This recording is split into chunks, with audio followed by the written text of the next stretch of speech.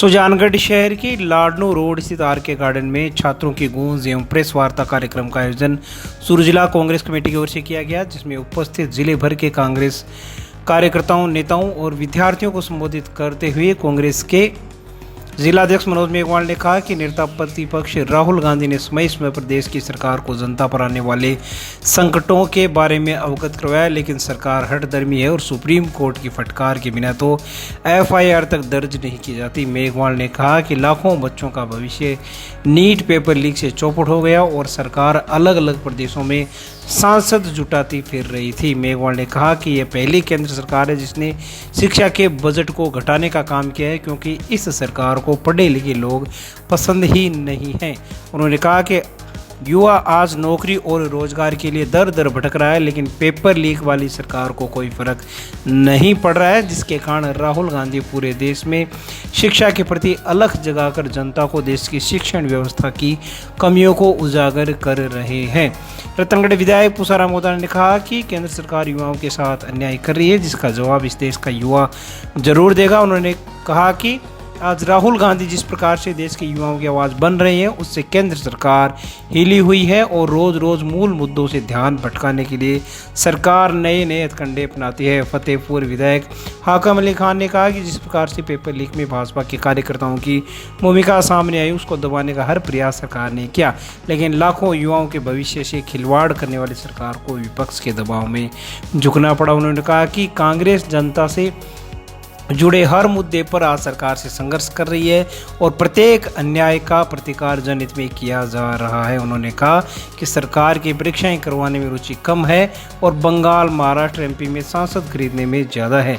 कार्यक्रम में पीसीसी सचिव रियाजत अली, प्रभारी दिनेश कशवा, छात्र नेता हितेश जाखड़, चूरू से निवर्तमान सभापति पायल सैनी आदि लोगों ने विचार प्रकट किए।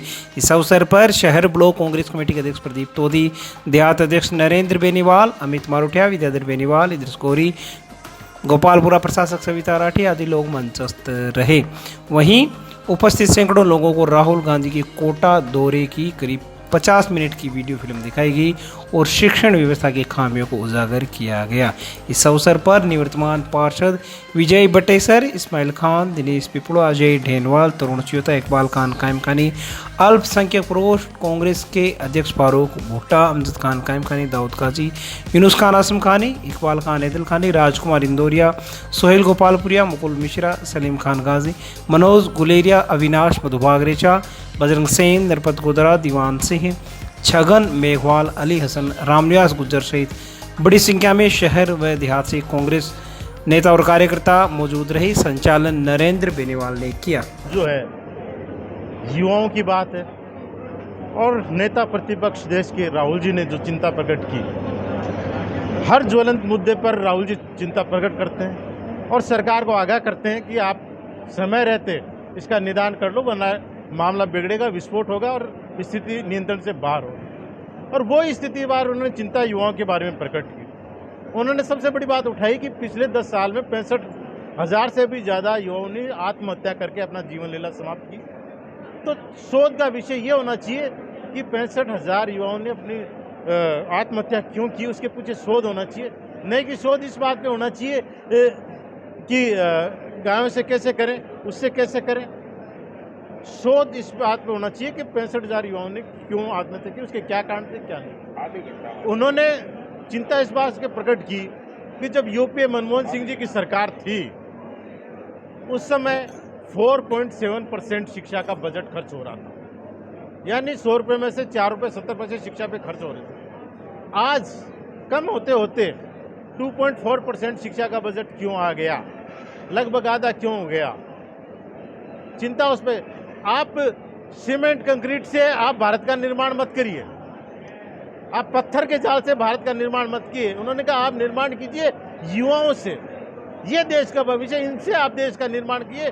इनको आप क्या प्लेटफॉर्म उपलब्ध कर रहे हैं, इनके लिए क्या कर रहे हैं। तो राहुल गांधी ने ये एक पूरी ऑल इंडिया कांग्रेस कमेटी को संदेश दिया कि पूरे भारत में युवाओं की आवाज़ बनकर के कांग्रेस के कार्यकर्ता, कांग्रेस के सिपाही जाएंगे और लोगों को बताएंगे कि ये जो नीट का पेपर लीक हुआ है, इसमें युवाओं को उनके अभिभावकों को कितना बड़ा नुकसान हुआ है। युवाओं को मानसिक रूप से बहुत पीड़ा हुई है, अभिभावकों को मानसिक और आर्थिक दोनों तरह की पीड़ा हुई है। जैसे अभी हम लोग ये कार्यक्रम देख रहे थे, वो एक अभिभावक था, वो क्या बोल रहा था कि साहब बच्ची के लिए हमने बहुत कुछ किया, हमारी ज़िंदगी का पूरा कमाई है वो हम लगाने के लिए तैयार हो गए और बच्ची ने पूरी मेहनत की। एक बच्ची कह रही है कि मैंने पूरी मेहनत की कि मेरे माँ बाप ने जो सोचा है वो सपना है उनका वो पूरा करूँगा, लेकिन ये लचल सिस्टम होने की वजह से, गवर्नमेंट की फेलियर होने की वजह से ये पेपर लीक हो गया। पेपर लीक जो नीट का पेपर कराते हैं एनटीए, एक एजेंसी को दे रखा है। वो एजेंसी का डायरेक्टर कौन है, वो एजेंसी में जो पेपर बनाते हैं वो कौन है, मैं समझता हूँ जहाँ तक सीबीआई को पूरी जांच करनी चाहिए। एक महाराष्ट्र के कुलकर्णी जी जो नीट का पेपर बनाते हैं वो उस टीम में शामिल हैं और नीट का पेपर बनाने का नॉर्म्स जो भारत सरकार के मंत्रालय ने, शिक्षा मंत्रालय ने जो बना रखा है, एचआरडी मिनिस्ट्री ने, कि जो एनटीए में काम करता है उसका कोई प्राइवेट कोचिंग संस्थान नहीं होनी चाहिए, कोई कॉलेज नहीं होनी चाहिए, न उनके कोई रिश्तेदारों से उनके कोई संपर्क होना चाहिए ऐसे कोई संस्थानों से। जबकि कुलकर्णी जी के कितने इंस्टीट्यूट महाराष्ट्र के अंदर हैं, उनके रिश्तेदारों के हैं। और जहाँ तक मेरे नॉलेज में है कि नीट का पेपर एक बार कोई बना दे, नेक्स्ट ईयर उस टीम को चेंज कर दी, बदल दी जाती है। ये कुलकर्णी 2019 से नीट के पेपर बनाने वाले टीम के अंदर शामिल है। क्या कारण था कि 7 साल तक कंटिन्यूस कुलकर्णी जी को नीट के पेपर बनाने की टीम में रखा? सीबीआई को जांच करनी चाहिए और सीबीआई को जांच करके और दूध का दूध और पानी का पानी करना चाहिए। जिला स्तरीय प्रेस कॉन्फ्रेंस एवं राहुल गांधी जी ने कोटा में नीट का जो पूरे देश में पेपर लीक हुआ, ये हमारे देश के भविष्य के साथ खिलवाड़ था। हालांकि ये बात बीजेपी के शासन में वैसे 2024 में भी लीक हुआ, स्टेट के टाइम में कम से कम बीजेपी के टाइम में 10 बार लीक हुआ, लेकिन उन्होंने उसको उजागर नहीं किया। कांग्रेस ने इसको कई बार मुद्दा उठाया, अब की बार ये इसको छिपा नहीं सके और इनको राष्ट्र में सुप्रीम कोर्ट में मामला जाने के बाद एफआईआर दर्ज कराई। इसे बहुत स्पष्ट है कि वर्तमान सरकार युवाओं के प्रति और हमारे देश की नीति के प्रति सजग नहीं है। राहुल गांधी जी ने एक बात कही कि ये पेपर लीक होना एजुकेशन सिस्टम का फेलियर होना है, रिजेक्ट होना है। ये बात सत्य साबित हुई और ये बात भी सही है कि अगर सरकार शिक्षा के प्रति और शिक्षा के बजट के प्रति अगर सचेत होती तो आज प्राइवेट सेक्टर, हालांकि हमारे राज्य में भी प्राइवेट सेक्टर में ये कोचिंग चले हैं, कई बार लीक भी पेपर हुए, लेकिन हमने इतना सख्त कानून बना दिया। पहले कभी लीक कानून इतना सख्त नहीं था। आज हिस्ट्री शीटर जैसे लोगों को लाते हैं ना, उस प्रकार से पेपर लीक के गिरोह के लोगों को हिस्ट्री शीटर की तरह पुलिस लेके आती है और इससे ये इतना भय पैदा हो गया। ये किसकी देन है? ये देन हमारी सरकार की देन है और आज सलाखों के पीछे, जबकि इस सरकार ने, ये सरकार सिर्फ पेपर लीक के नाम पर आई और इनके शासन जब भी पेपर लीक हुआ न्यायपालिका के डिस्टर्ब वगैरह नहीं हुआ, एसआई भर्ती निरस्त हुई, युवाओं ने आंदोलन किया, इस सरकार के कान में जू नहीं रही और हाईकोर्ट ने निरस्त कर दिया, अब वो लटका है। ऐसी स्थिति में हमारी कांग्रेस पार्टी और राहुल गांधी और हम सब लोग, हमारे प्रदेश के अध्यक्ष जी, चाहे हमारे देश के अध्यक्ष हो कांग्रेस के, सब युवाओं के प्रति सजग है। हम चाहते हैं कि शिक्षा का बजट बढ़े। क्या होता है 4% की वजह 2% करना? शिक्षा का बढ़े, बेरोजगारी खत्म हो, युवाओं को हर क्षेत्र में सरकारी नौकरी के अलावा अन्य क्षेत्रों में भी उनको रोजगार मिले, रोजगार उन्मुख शिक्षा हो। ये नहीं कि 1000 में से 32 को मिले।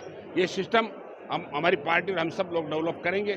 ये बात हमने हमारे क्षेत्र में चूरू जिले में भी, हमने चाहे रतनगढ़ हो, चाहे हमारा सुजानगढ़ हो, चाहे अन्य क्षेत्र हो, पूरा एजुकेशन को हाईलाइट करने का, एजुकेशन को डेवलप करने का और युवाओं के रोजगार के लिए पूरा हम प्रयासरत रहे, आगे भी रहेंगे। सुजानगढ़ शहर में दोपहर बाद करीब आधे घंटे तक झमाझम बारिश हुई, जिससे शहर के निचले इलाकों व बाज़ारों में पानी भर गया। जानकारी के अनुसार करीब 25 mm बारिश से लाडनू बस स्टैंड, पुलिया रोड, लाडनू रोड, सुजला हॉस्पिटल के आगे मुख्य सड़क पर नलियाबास, नयाबास की नई गलियों, वाल्मीकि बस्ती, बाईपास रोड सहित अनेक जगहों पर पानी भर गया। बाज़ारों में पानी भर जाने से व्यापारियों, उपभोक्ताओं और राहगीरों को दिक्कतों का सामना करना पड़ा। वहीं मोहल्लों में भी पानी भर गया है, जिसके कारण लोगों को दिक्कत हो रही है। लोगों ने मांग की है कि प्रशासन जल्द से जल्द पानी निकासी की व्यवस्था करके जनता को राहत प्रदान करे।